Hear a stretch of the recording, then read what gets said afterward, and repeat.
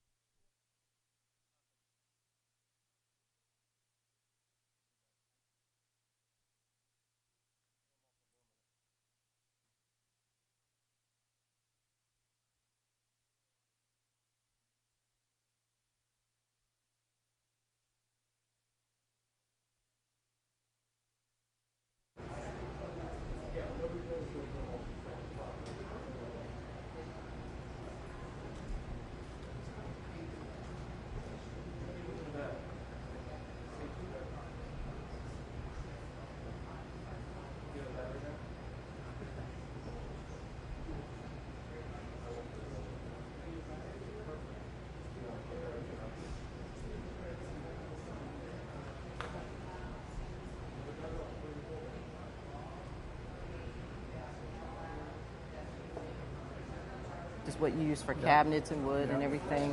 And so we have some staff here. So Alethea Ganaway, I'll introduce you when we step around, as well as one of our students, Joshua Cates, that will be here.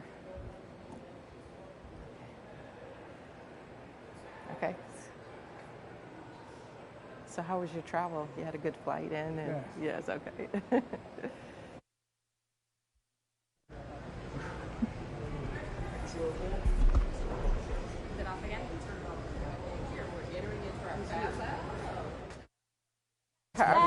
Fabrication laboratory. This is our program manager, Alethea Ganaway, and one of her students, Joshua Cates. Hello. Hi, Josh. How you doing, man? Hi. Welcome to our Fab Lab. I'll tell you a little bit about what we do here. All of these things were printed with additive manufacturing, which is a program we offer here at Tri-C. We are the only 2- or 4-year college or university in Northeast Ohio that you can actually come here and get a credit credential in that technology. Here, I don't know how familiar you are with additive. You probably... I am somewhat familiar. Okay. Have you heard the term 3D printing, I'm sure? Yes, I've seen that a number of times. Yes, that is the technical. Print a car. Print a car. I got to ride in a 3D printed car. Me too. Yes. So it's great. It was very bumpy. Additive manufacturing, it's just adding layers of material on top of each other to create a physical object from a 3D CAD model. So our students here would learn design for additive manufacturing. They would learn about engineering materials. They learn reverse engineering, 3D scanning, and how to operate printers. Of the 7 additive manufacturing technologies, we are able to offer them 4 different types. We have over 30 3D printers. This here is a desktop. This is kind of where they would start off with. This is a Maker Gear printer. We have one over there as well, printing a skyline. I don't know who did that.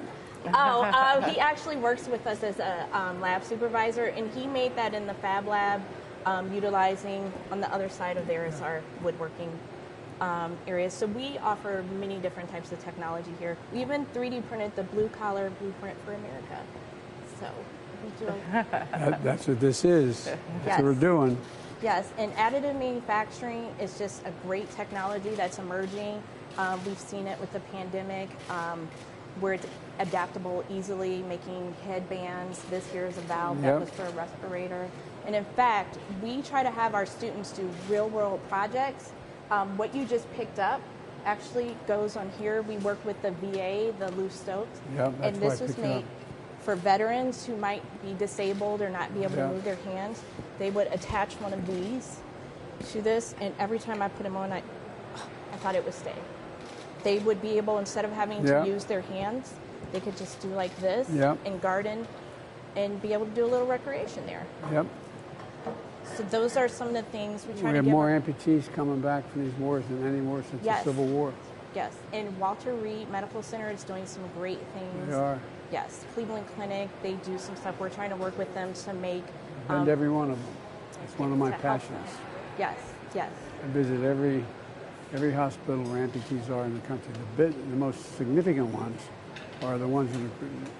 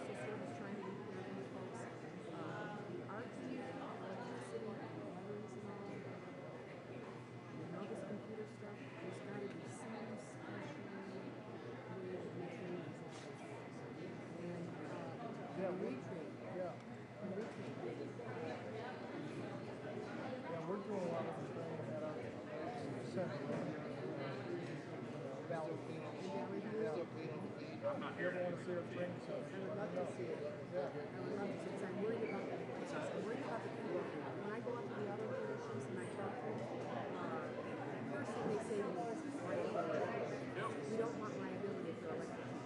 And the people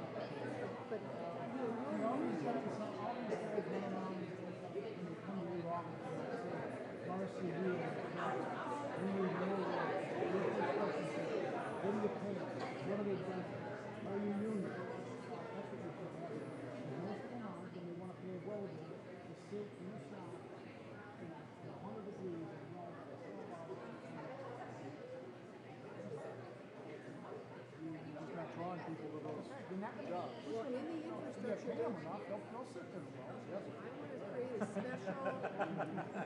Do anything you want. Well, what about our team? What about our team for all the people working on that stuff? All the buses and everything subjected to pollution.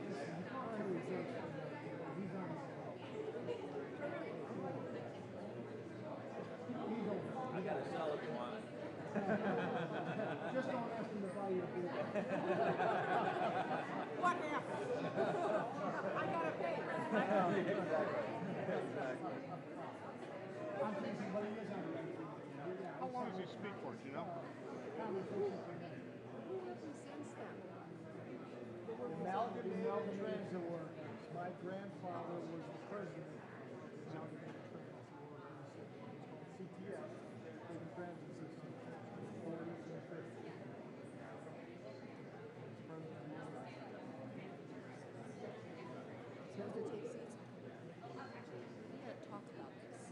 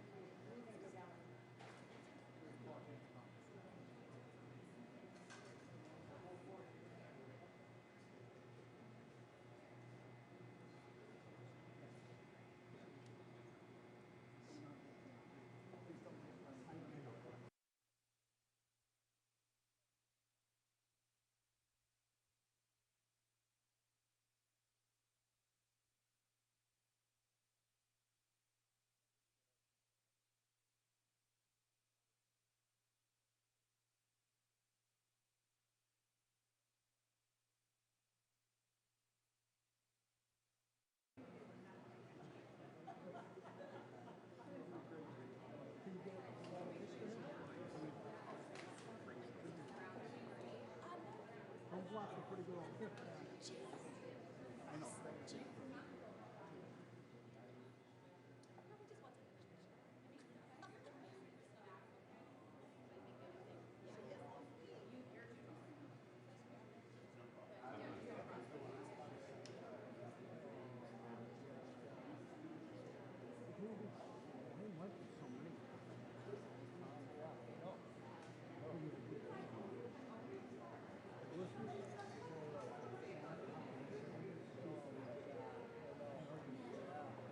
Save me a spot, I'll be right there.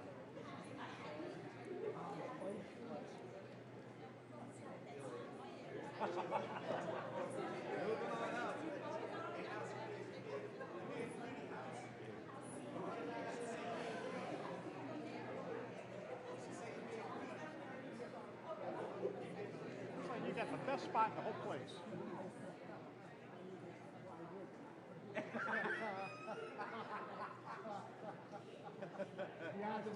Classy guy. Yeah. Fast forward 12 hours. If you want to know the truth. Those are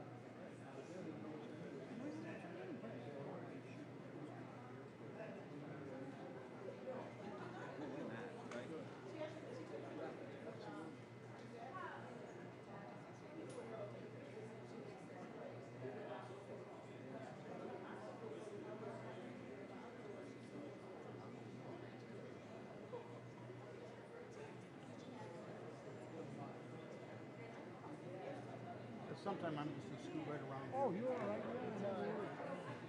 You're doing your job. They won't let me stand in front of the monitor for him to read, so I gotta go that way.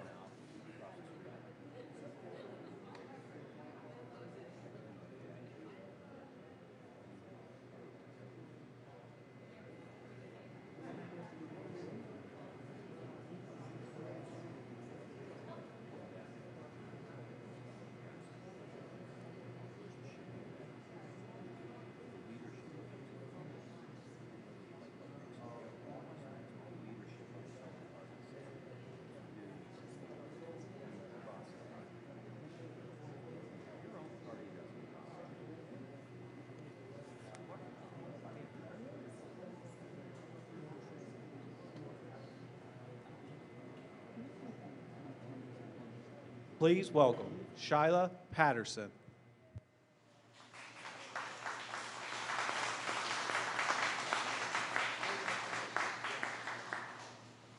Hi, good afternoon, everybody. It's an honor for me to be here, and it's a great privilege for me to be able to greet all of you and introduce our special guest. I'd like to thank all of the employers, the community leaders, the students, and of course, the elected officials who are here today as part of this important event. Briefly, I'd like to talk about my story and what led me here today, if you guys have the time. So, academically, I've always enjoyed school and I've always done well. I worked hard throughout the years and I was able to graduate early at the age of 16 years old. It was a journey, and being a young graduate, there weren't a lot of employment opportunities. You can't get good jobs, so I was doing odd jobs like babysitting, typical teenage work. I was able to land my first job when I was 18 years old in the retail industry, and I didn't feel any passion for it until I was able to come into the manufacturing industry. I got my first manufacturing job at a place called King Nut out in Solon, and I was a simple line packer, but they had these giant machines that bag trail mix, and they fascinated me to no end. They were CNC machines, and I slowly but surely taught myself to operate them until my plant manager took notice and decided that he saw that I was capable and had a natural affinity for these machines and the work that they do. And he promoted me to a machine operator. And I never looked back from there. Manufacturing was my passion, and I strive to be the best there could be in the manufacturing industry. That's what led me to the ATA. My cousin recommended the program. She had successfully completed it the year prior. And at 19, I became a single mother, and with the thought in my heart that I wanted my daughter to see and do better, I joined the program, I contacted them, and it's been one of the best decisions I've ever made. I made it through the program, despite in the middle of the semester, the COVID pandemic hit the world and shut the school down. The program was very good at contacting all the students, keeping us all retained, and making sure we were able to finish successfully, and even worked with us afterwards for job placement. After that, I was put into the job at Hosemaster, working closely with the ATA staff until the interview, and their contacts with Hosemaster and the manufacturing connections that they do have are what creates these opportunities. I'm very grateful for that. I recently was promoted at my position after all of I was put in as a fittings coordinator. I learned everything there is to know about I'm sorry, excuse me. I learned a lot at my new job at Hostmaster. I did a lot of lateral moves, branching out on my machining experience into administrative roles, where I was recently promoted into our quality team. It's been a wonderful journey, and I have Tri-C and the ATA program to thank for that. So, in closing, I would like to thank President Biden for his time and attention to an industry that's so important to me. Manufacturing means so much to me, and for it to get this care and attention from him is invaluable. And the opportunity that led me here today, I'm ever grateful for. So in closing, I'd like to introduce and welcome the 46th President of the United States, Joe Biden.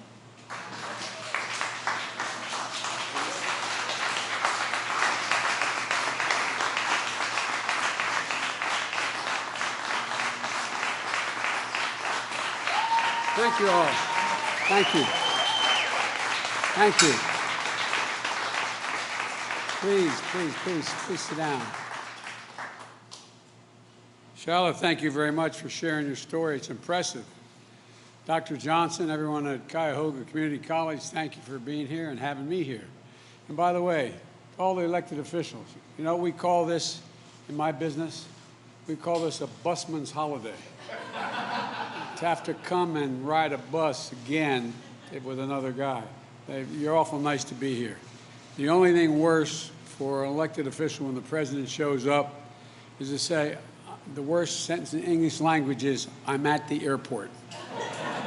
And so thank you all so much. You got some really great friends here. Start with Marcy. And anyway, Mr. Mayor, thank you. Dr. Johnson, thank you very much, and for letting me borrow, by the way, Marcia Fudge to serve as Secretary of Housing and Urban Development.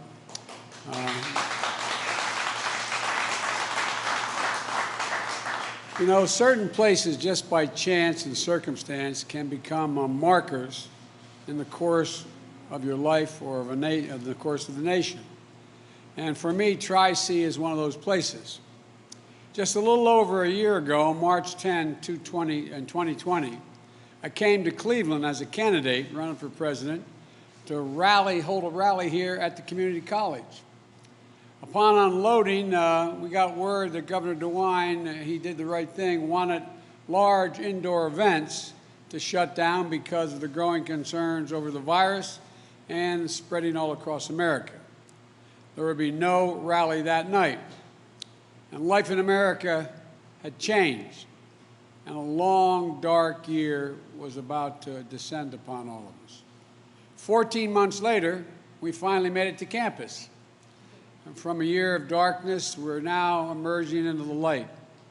And I said from the very beginning, there's no chance for this economy to come back unless we beat the pandemic. I remember Congressman Ryan and I talking about that a lot on the campaign trail. You had to beat the pandemic to bring the economy back.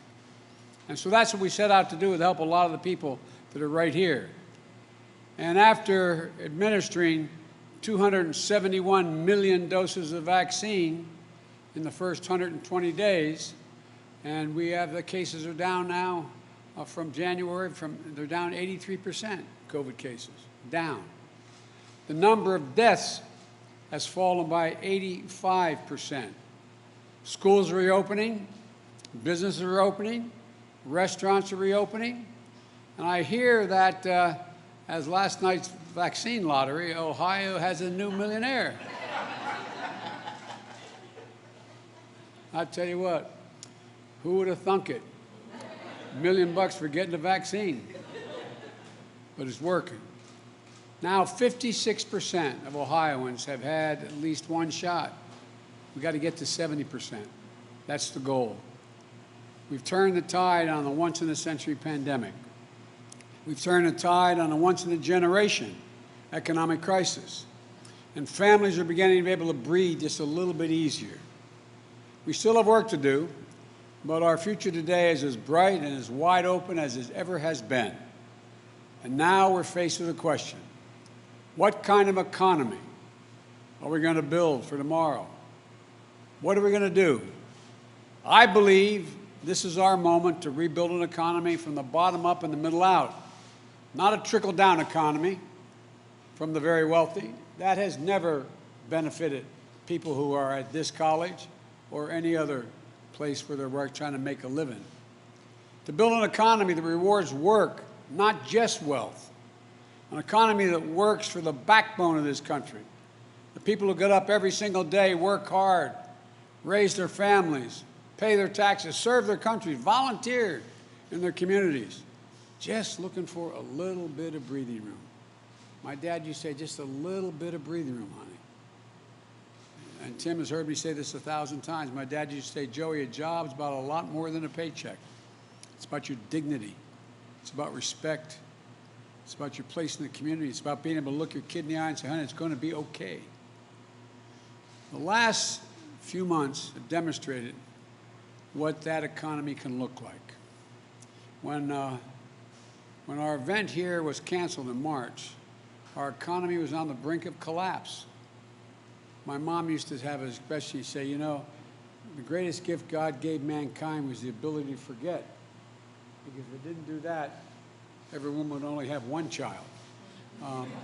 But all kidding aside, the good news is we forget the bad times. That's the good thing about we Americans. We're always optimistic. But 10 months ago, we were in trouble. When I was sworn in, there were 10 million fewer jobs in America, and a lot here in Ohio. But in my first 3 months in office, the economy has added back 500,000 jobs per month. In fact, we've created, with the help again of the members of Congress that are here today, 1.5 million jobs, more jobs than have ever been created in the first 3 months of any presidency in the history of the United States. Before I took office, the average initial claims for unemployment insurance were over 830,000. This morning we learned that number has fallen below 460,000, cutting in half, and we're at the lowest level we've seen since March 2020, when the pandemic first struck.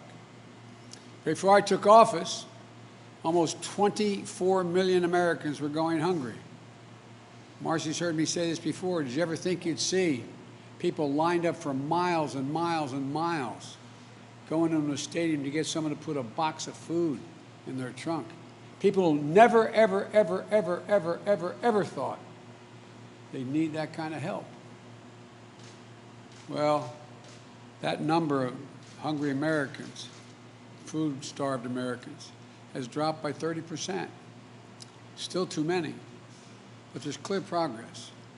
Before I took office, independent experts were projecting that our economy would grow at 3 to 4% in the year 2021.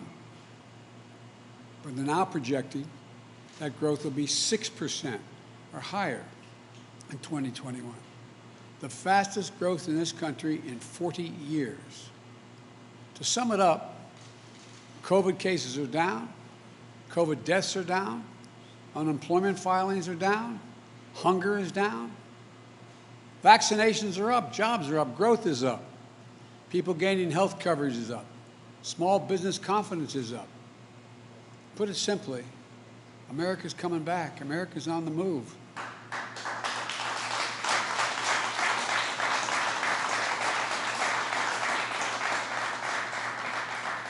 And that wasn't an accident. It wasn't luck. It happened for two reasons. First, we made the vaccine program a priority. As my friends in Congress tell you, I got a lot of heat for just focusing on the vaccine. It goes back to what we all talk about. You've got to fix the pandemic before you can fix the economy. We were able, with a lot of hard work, get 600 million doses of the vaccine, enough for every single solitary American. We didn't have enough vaccinators, so we went to FEMA, the United States military, went to the AMA and got retired docs and nurses to come out of retirement. Got thousands and thousands of additional people to administer the vaccines that we didn't have before. We created more places to get vaccinated, hitting my target to ensure that 90% of all Americans would have a vaccination site within 5 miles of where they live. And now, 50% of all of America, more than any other country, is fully vaccinated. 75% of seniors, black, white, Hispanic, across the board, are fully vaccinated. We're getting lives back. The American economy is coming back. And that's the second reason we're on the move. I committed to an approach of building an American economy, a different economy, to build back better, not just build back better. That approach recognizes that we all do better, and we all do well.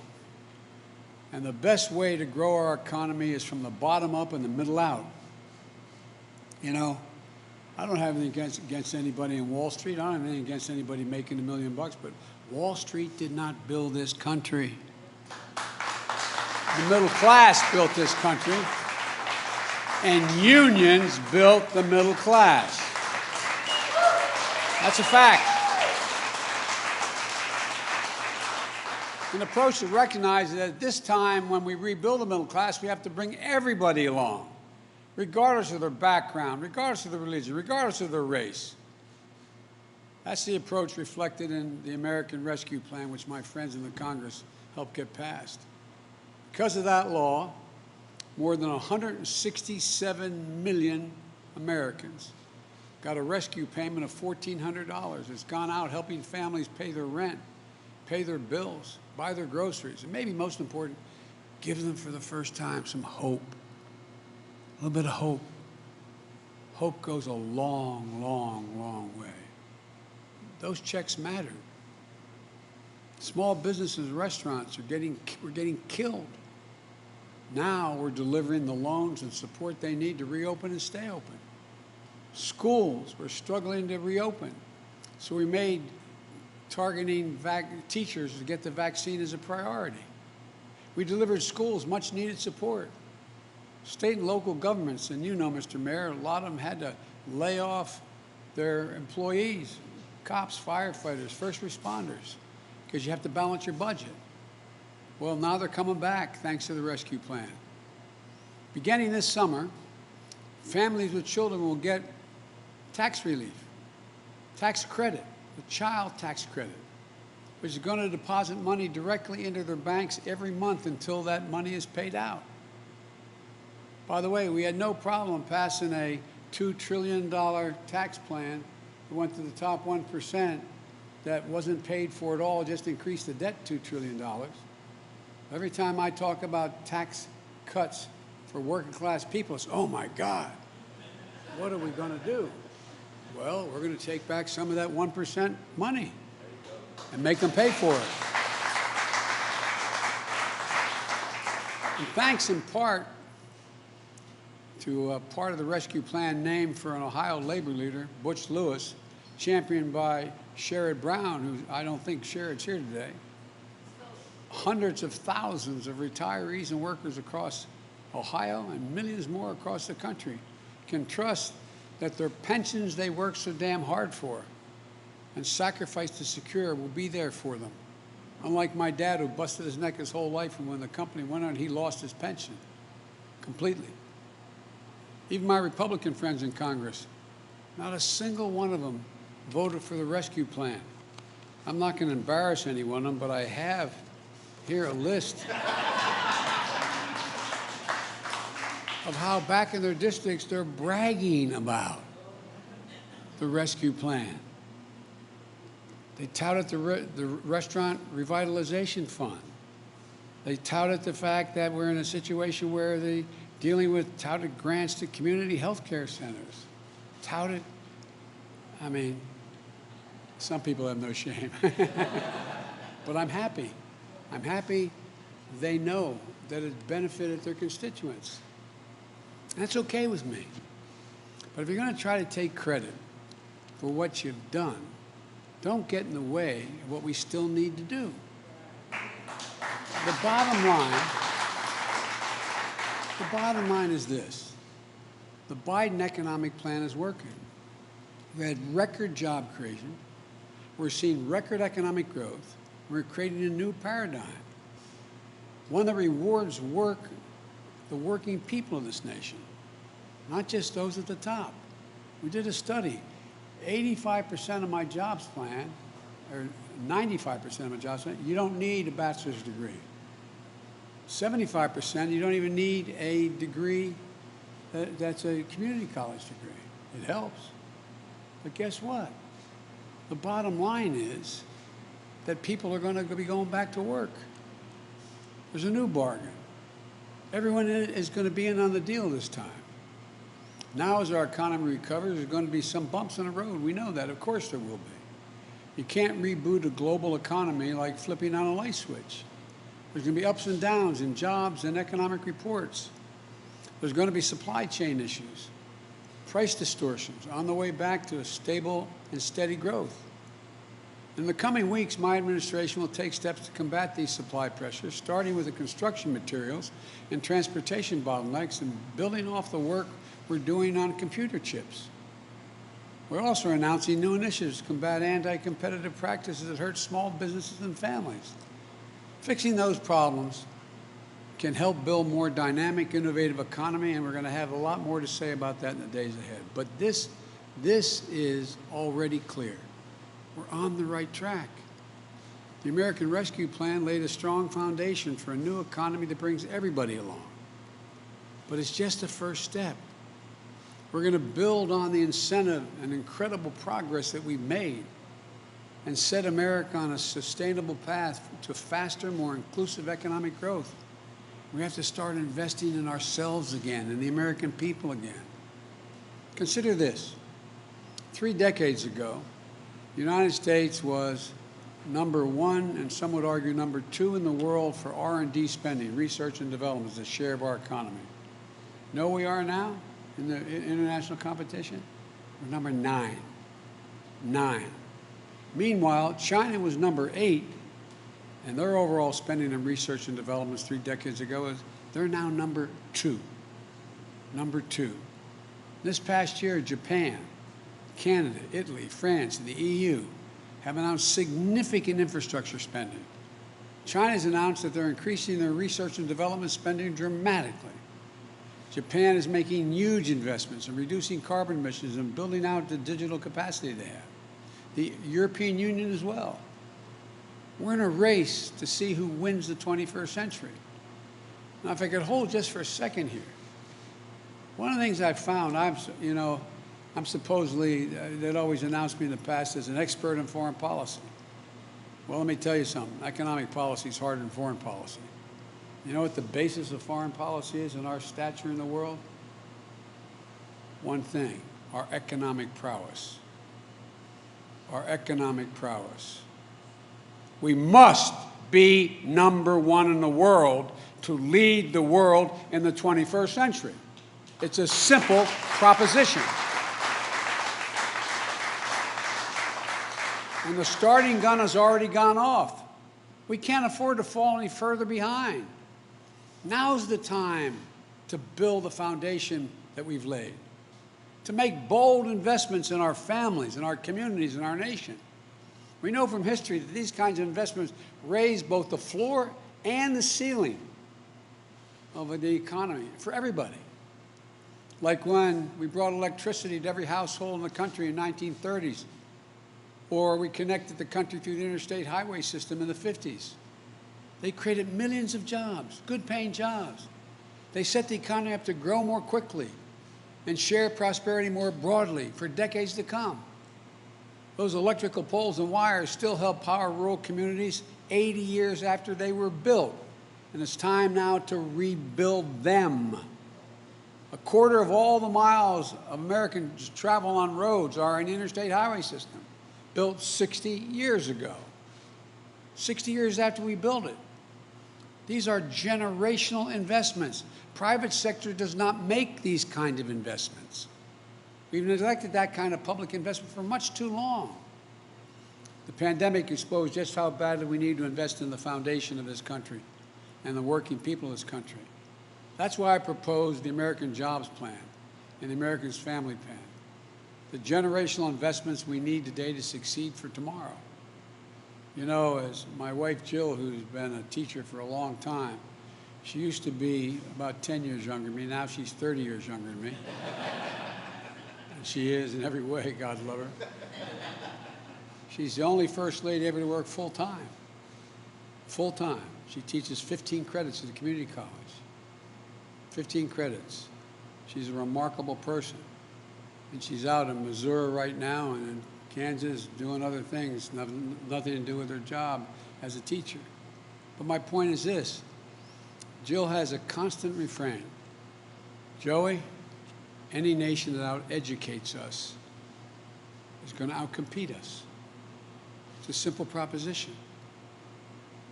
You know, think about this. One of the reasons that caused us to move ahead so significantly as a world leader, an economic leader in the world, was in the late 1800s, early 1900s, we're the first nation in the world to say, we're going to have 12 years of free, without any limitation, free education. 12 years. Now imagine if, and the rest of the world's caught up with us, and they've now passed us in many cases. Imagine if we were sitting today and say, we're going to set up an education system. Does anybody think 12 years of education is enough for us to compete in the world in the second quarter of the 21st century? I'm not joking. Just consciously think about that. Is it enough? It's not. And so I'm proposing 4 additional years of education. 2 years of high-quality pre-K for 3 and 4 years old, not in daycare, in school. The studies show that if you do that, those children have an opportunity of 56% better chance of going through all 12 years of school and beyond without getting any trouble, no matter what the background or the family they come from, no matter what. On the front end, those 2 years are important. And then 2 years of free community college. Free community college.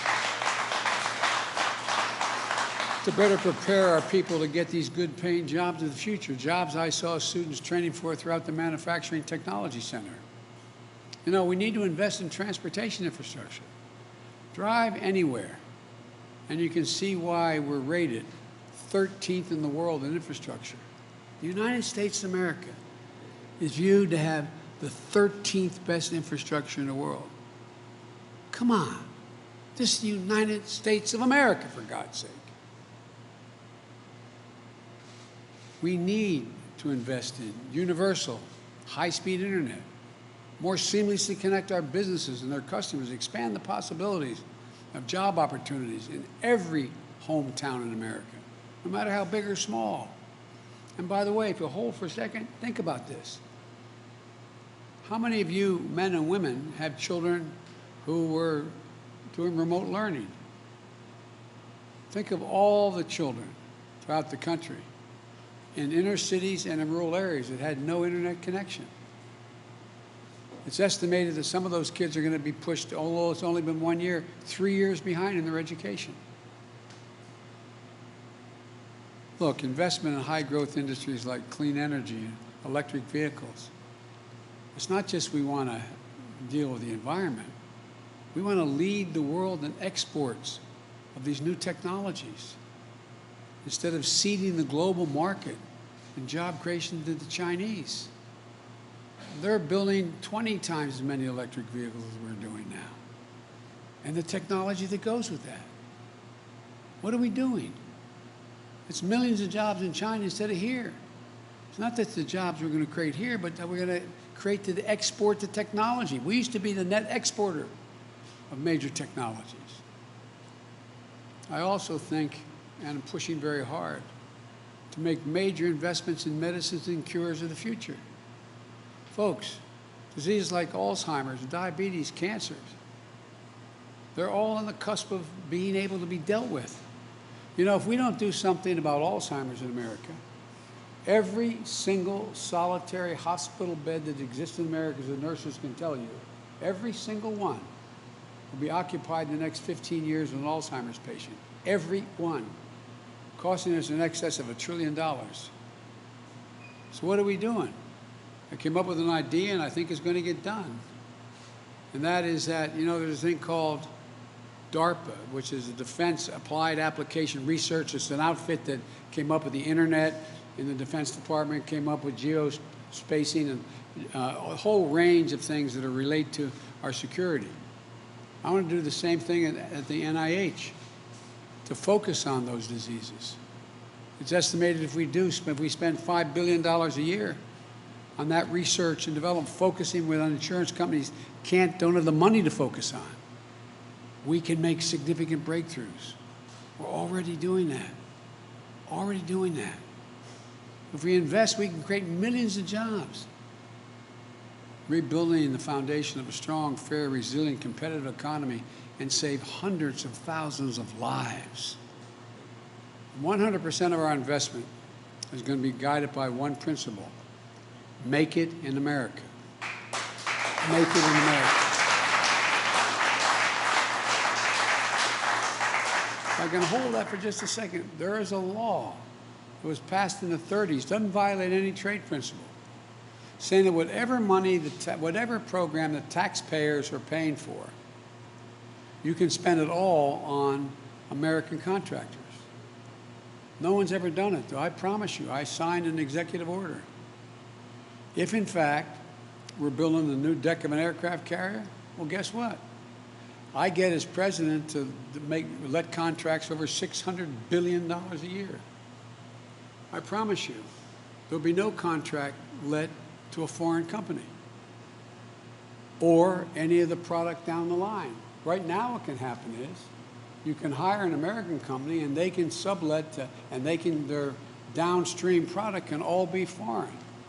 All you got to do is get that particular agency to say, you got an exception, we can't find that job here in America.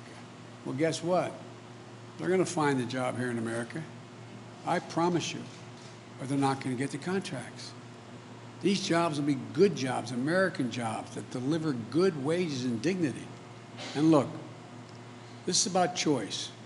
We can keep giving every break in the world to corporations and CEOs. Or we can raise the corporate tax rate back to 28%. It was, by the way, 36%. It came down to 28%, which is still lower than it was at any point between World War I and 2017. And they're making trillions of dollars. Let me tell you this to the press again. In the 10-year period between 14 and 24, excuse me, between 10 and 20, 2010, 2020, they made over $1 trillion. I think that's good. You know what they did with $1 trillion? They went out and they bought back 56% of their stock. Because the more they buy back, the more valuable the stock, and that's how CEOs get paid. CEOs used to get paid 35, 36 times to the average employee, and they should get paid. Now it's over 370 times more than the average employee. As my mother would say, who died and left them boss? No, I'm serious about it. Now, so you got over 50% going to stock buybacks. And the other percent, I think it's 42%. Let me see, 56, it's 40, no, it's 38% goes to dividends, which is reasonable. But here's the point. After all is said and done, that leaves 8% of that $1 trillion for research and development, salaries, new product, new enterprises, new initiatives. 8%. I come from the corporate capital of the world. Literally, more corporations are incorporated in the state of Delaware than any place in America. Combined, all the rest of the corporate registrations combined don't equal what's in my state. It used to be corporations felt they had responsibilities beyond their taxpayer, beyond their shareholders, and beyond their executives. But what is it now? Average CEO becomes a CEO for 6 to 7 years. And by the way, capitalism has incentives. One of the worst votes ever made was during the Clinton administration. Say a corporation could not deduct from their taxes more than $1 million it paid for any CEO. So guess what they start doing? 80-some% of CEOs now get paid in stock options. Why do you think they buy back the stock? To raise the price of the stock. They're not bad guys. It's just the incentives. So if we just raise the corporate tax to 28%, which is still lower than where it was, I said, between World War I and 2017, that generates $90 billion additional dollars into the Treasury per year. That could put hundreds of thousands of people to work to modernize our roads, our bridges, our ports, our airports, and pay for it. Pay for it. Put people to work to make sure every American has access to high-speed internet so businesses can compete in the 21st century. Kids in every community can get ahead. Another choice. We can ask the top 1% of the taxpayers in America to pay the same tax rate they paid when George W. Bush was president. You know how much that would generate? That generates $13 billion per year, allowing every student in America to go to community college for free. When I was in the last administration that I was part of, Obama-Biden, the president asked me to find out what the major corporate entities thought was the most important thing they needed. We interviewed over 340, I think it's 348 CEOs. You know what they said? Every one of them. A better educated workforce. But they're not spending money to educate the workforce. So imagine what we do. Corporate America benefits with a better educated population. Do you want to give the wealthiest people in America another tax cut? By the way, I don't begrudge them the money they made. Just start paying your fair share, just a little bit. Consequence would help every high school graduate earn an education like students here at Tri-C, one that puts people on the path to good paying jobs and industries of the future. Look, I know you know what's best for America. And by the way, better educated public helps everybody. Look, my plan is the right way to invest, spreading key investments over time so we limit the price pressure. This is the right time to invest when we have historically low interest rates. Investing now with a plan to pay for it, that is fiscally responsible thing to do. Of course, there are critics out there who want to stand still. By the way, some of those critics are the same people who said that money was no object when it came, as I said, to that $2 trillion tax cut that went to the wealthiest 1% of America, who hold 30% of all the wealth in the country.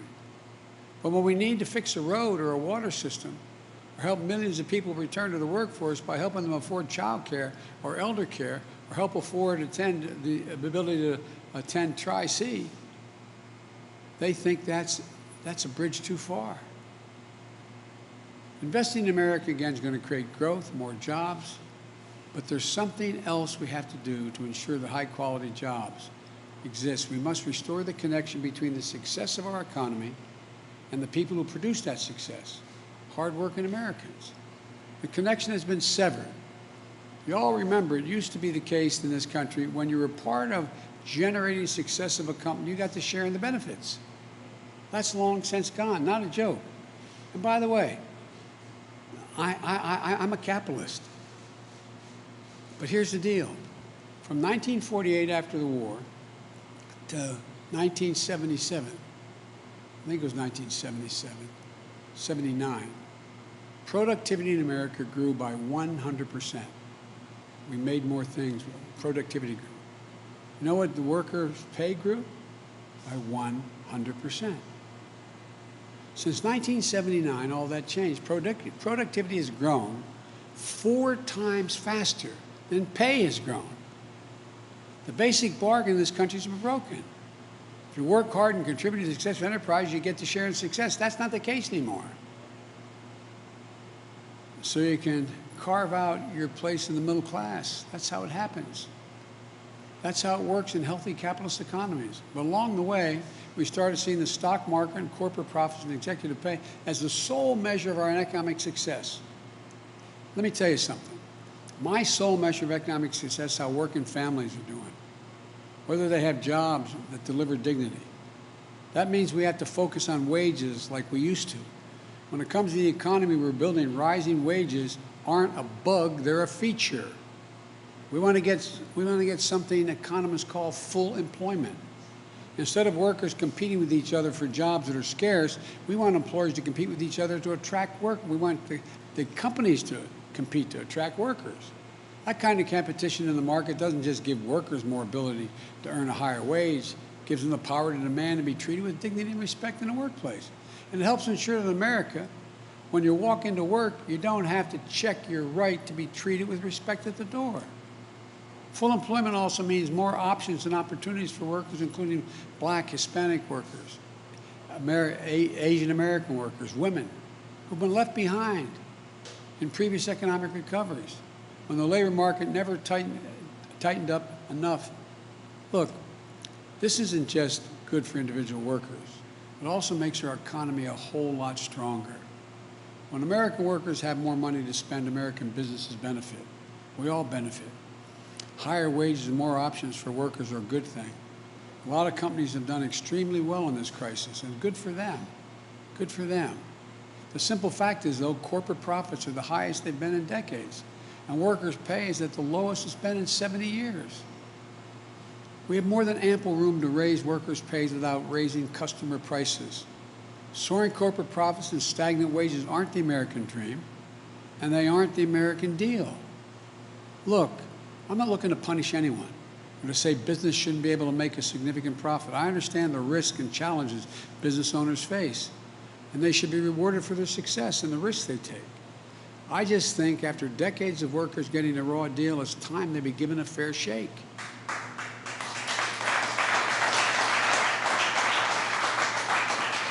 We're already seeing what happens when employers have to compete for workers.